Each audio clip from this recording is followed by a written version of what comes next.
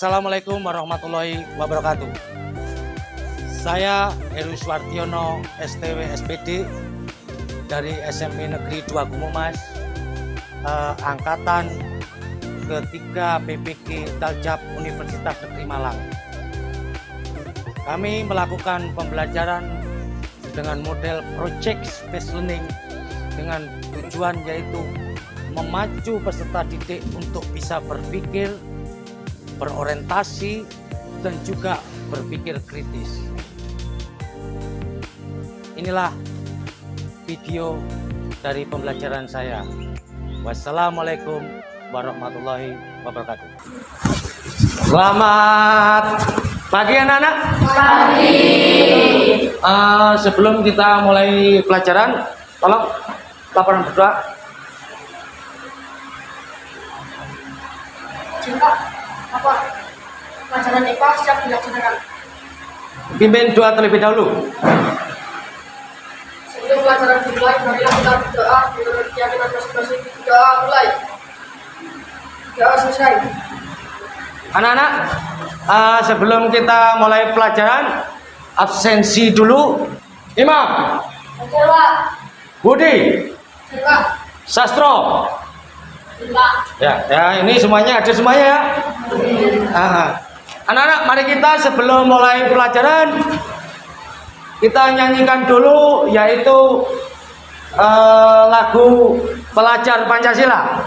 Pelajar Pancasila berikan dan bertakwa pada Tuhan Yang Esa dan berahlak mulia, kebinekaan global, gotong royong mandiri, kreatif dan bernalar diri. Nah, terima kasih. Masih semangat di pagi ini? Masih. Mana dirimu? Mana dirimu? Masih semangat? Masih. Ya, terima kasih anak-anak. Kalau masih semangat di pagi ini dan di pagi yang cerah ini. Anak-anak, air itu dibutuhkan oleh manusia ataupun makhluk hidup, semuanya dibutuhkan. Bila mana air itu mengalami pencemaran ataupun mengalami kerusakan air, apa dampak dan juga akibatnya? Yaitu yang pertama, air itu tidak bisa digunakan oleh manusia. Yang kedua, air itu tidak dapat difungsikan sebagaimana mestinya untuk kehidupan makhluk hidup yang ada di sekitarnya. Sudah dijelaskan di dalam ilmu pengetahuan adalah langit, bumi, air, dan seisinya adalah untuk kepentingan makhluk hidup. Ini perlu kamu pahami. Maka kalian harus berhati-hati. Jangan sampai melakukan pencemaran lingkungan terutama pada air. Nah, anak-anak, sangat penting sekali kita pahami bahwasanya di dalam pencemaran lingkungan ini berdampak sangat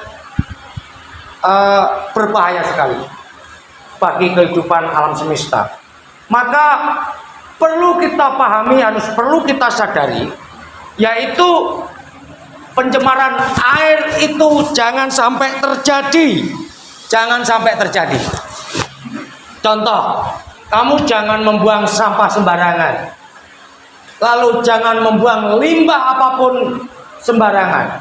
Maka bila mana kamu melakukan pembuangan sampah dengan sembarangan, kamu tidak akan mencintai lingkungan di sekeliling kalian.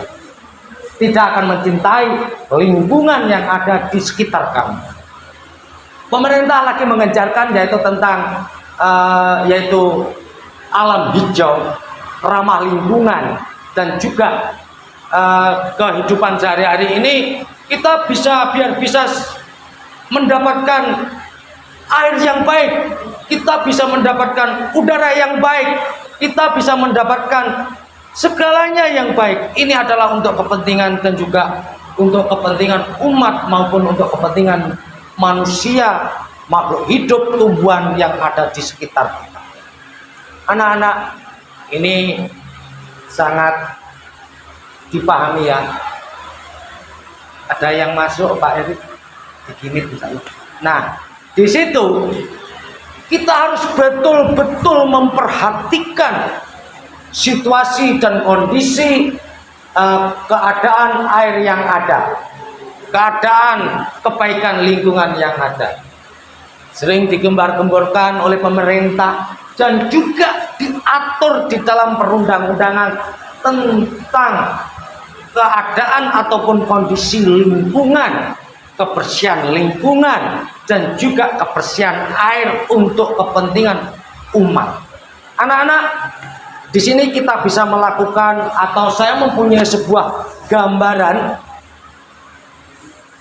Kita sudah mempunyai gambaran, yaitu tentang air, tetapi di situ akan saya lakukan gambaran-gambaran ataupun situasi-situasi menggunakan media.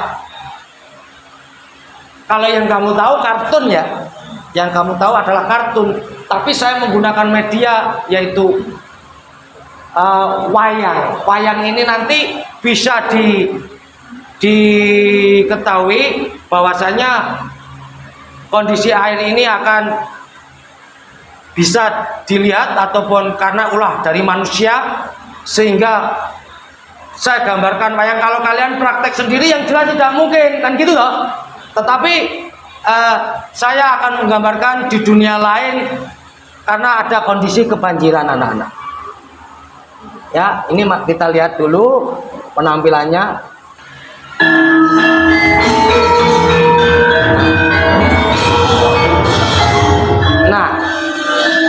Nah, dari gambaran ini adalah sebuah kejahatan yang dilakukan oleh seorang manusia yang tidak peduli terhadap lingkungan. Mereka sangat sombong sekali. Mereka sangat tidak memperhatikan kondisi alam semesta.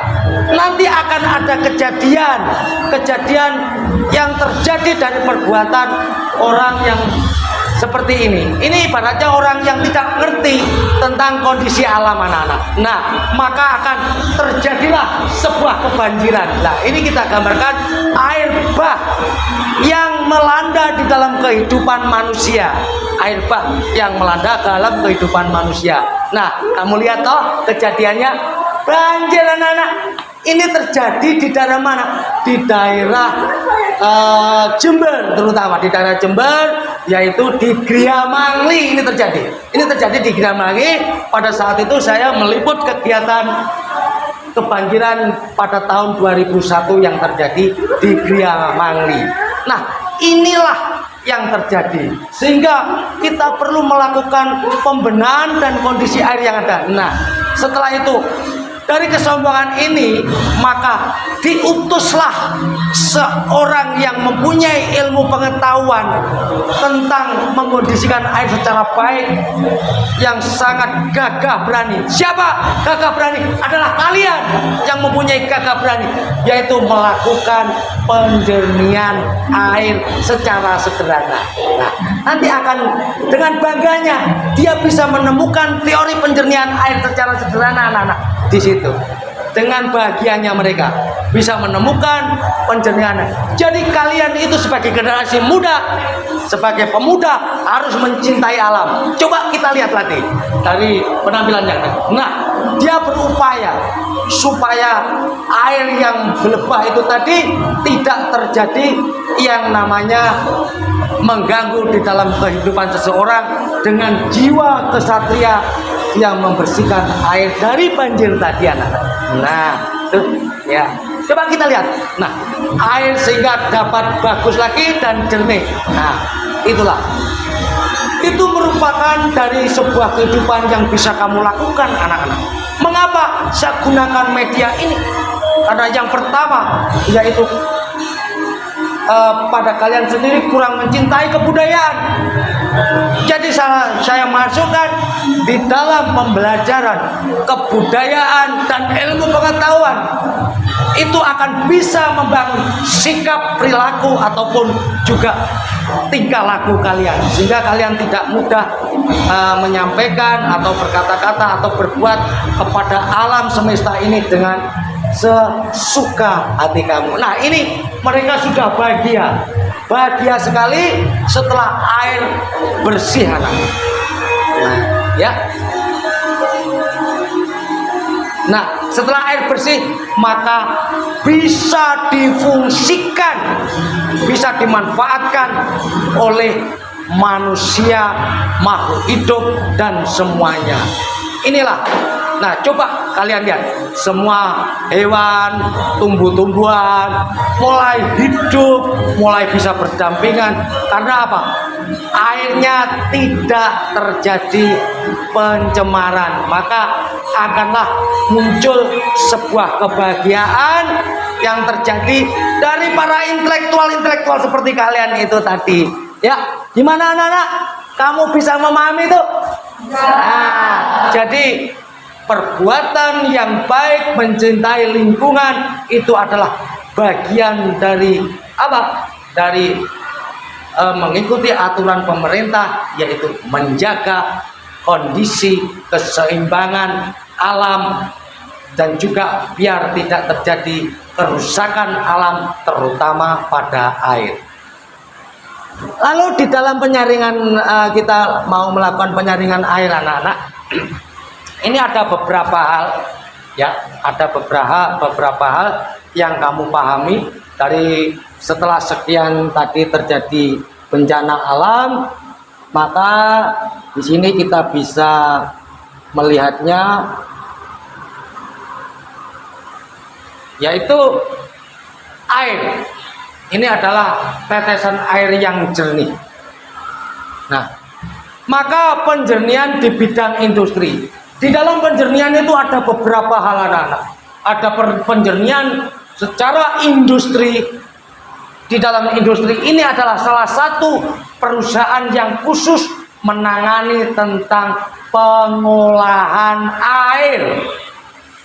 Nah, industri itu apa kalau di daerah? Yaitu PDAM. Nah, kalau di daerah itu PDAM, anak-anak. Itu, ya. Lalu, mengapa dilakukan penjernihan dengan secara industri? Tujuannya apa? Biar air itu terkontrol, bisa dikontrol oleh pemerintah. Dan banyak daerah pengelolaan air bersih yang dilakukan oleh PDAM. Apa tadi? Penjernihan secara industri adalah PDAM. Nah, itu. Yang kedua, yaitu penjernihan air di dalam bidang industri ini, yaitu proses pengelolaan air bersih yang berasal dari sungai. Tujuannya apa? Untuk mencukupi kepentingan dan juga kehidupan pada setiap makhluk hidup, terutama manusia, yaitu setiap hari sangat membutuhkan air. Lalu penjernihan air dari bahan alam, yaitu membuat penyaringan. Membuat penyaringan gimana? Kita gunakan penyaringan secara tersusun atau penyaringan vertikal, yaitu ada penyaringan besar, ada penyaringan sederhana. Anak-anak, yang pernah dilakukan adalah penyaringan besar, pernah saya lakukan di daerah Keramat, terutama di Kecamatan Tanggul. Itu dari air pegunungan yang ada di gunung kita turunkan ke bawah, kita buatkan tandon-tandon. Itu Pak Heru dan kawan-kawan itu melakukan sekitar tahun 2006 itu melakukan kegiatan seperti itu. Kenapa? Di situ air sangat sulit, maka kita upayakan untuk menurunkan air dari sumber menuju ke bawah. Ini yang perlu dilakukan. Makanya cintailah alam semesta, cintailah air, supaya di dalam kehidupan yang akan datang pada generasi kalian yang akan datang akan mendapatkan air yang sangat bersih. Prosedur pembuatan alat penjernih air secara alami yaitu dengan penjernih dengan bahan alami. Yaitu A, langkah awal, sediakan sebuah drum. Ini skala besar, kita menyediakan drum air. Maka ini untuk konsumsi yang banyak. Lalu sediakan kita buat dalam ketinggian 10 cm. Apa fungsinya? Supaya air bisa turun. Bila mana diturunkan itu lebih gampang. Kalau pada rata-rata pada air itu kita turunkan rata-rata, maka apa yang terjadi? Air itu tidak akan bisa mengalir, tidak akan bisa dialiri. Sehingga apa? Kalau yang namanya air itu harus di tempat yang tinggi ke tempat yang lebih rendah, maka dia akan turun. Ini nanti untuk yang kita langkah-langkah kita bikin. Lalu isi bak penyaringan dengan batu setebal 10 cm. Ini untuk skala besar. Ijuk 5 cm, pasir halus 5 cm, ijuk 5 cm dan sebagainya. Lalu ada proses penjernihan air dari bahan alam, yaitu penjernihan alami, yaitu air sungai dialirkan ke dalam bak penampungan. Pernah lihat apa enggak? Di situ kamu pernah melihat? Belum. Nah, itu adalah yang dibuat di daerah Balung. Nah, di daerah Balung itu tepatnya di Rambi Gundang. Ini dibuat penyaringan air yang diambil dari sungai. Dari sungai. Itu dilaksanakan oleh Cipta Karya dan juga oleh PDAM sehingga bisa menampung air bersih untuk kepentingan masyarakat yang ada di sekitar situ. Lalu prosedur dan pembuatan penjernih air bahan alam ini juga sama, tentunya bisa dipanaskan di bawah sinar matahari sampai kering. Apa tujuannya kalau menjernihkan menggunakan matahari? Supaya endapan kotoran itu turun ke bawah. Ya, istilahnya itu kalau bahasa Jawa itu dilerem ya, biar endapan itu turun ke bawah, sehingga air itu akan nampak jernih. Maka kita lakukan penjernihan dengan cara-cara dimasukkan di tong-tong air atau tandon-tandon air. Anak-anak, di dalam penjernihan itu ada yang secara kimiawi, tapi itu kalau kita konsumsi tidak bagus. Contohnya apa? Yaitu menggunakan kaporit.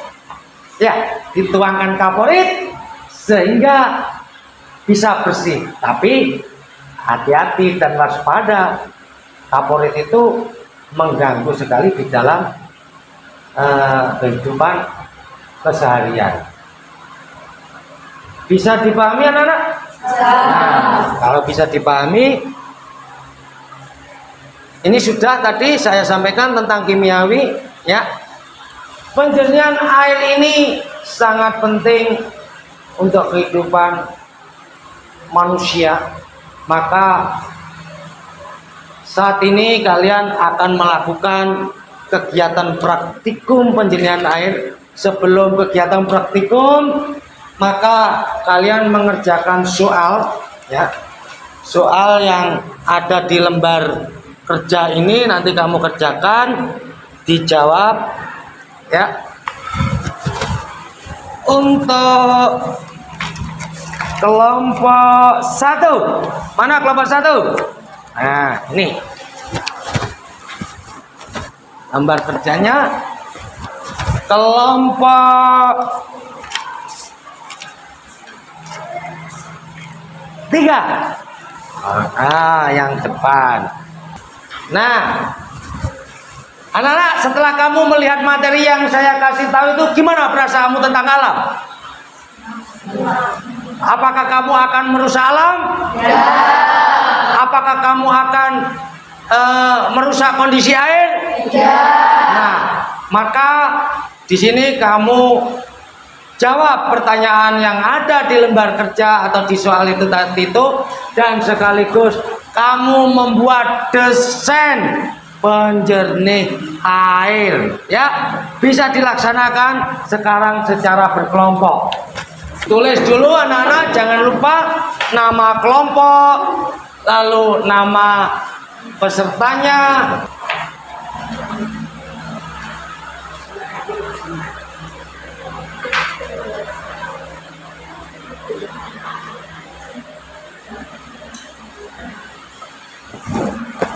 Nah, bagus. Nih, kompak sekali nih. Jangan tergesa-gesa ya anak-anak ya. Digarap yang teliti. Sehingga nanti pengamatan dan juga penelitian kamu bisa baik hasilnya.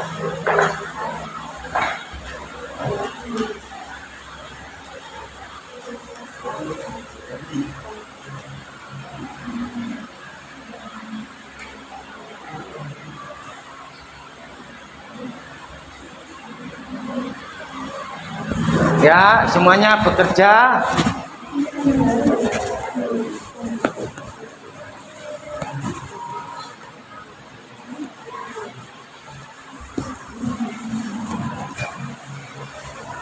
Sudah selesai anak-anak? Sudah.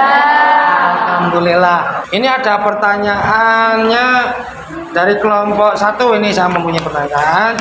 Mengapa kita harus membuat penjernih air? Nah, apa tujuannya kita membuat penjernih air? Yaitu untuk berlatih supaya bisa menanggulangi pencemaran air. Ya, ini kelompok A. Benar, ya betul. Kelompok A, kelompok 1. Mana kelompok 1? Mendapatkan nilai 10. Kita kasih tepuk tangan. Kelompok berapa? Kelompok 3. Gambarnya ditampilkan. Assalamualaikum warahmatullahi wabarakatuh.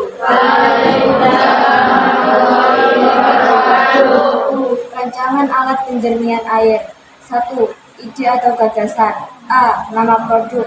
Penyaringan air sederhana. B. Alasan membuat produk tersebut, yaitu untuk menyaring air yang kotor dan berbau menjadi jernih.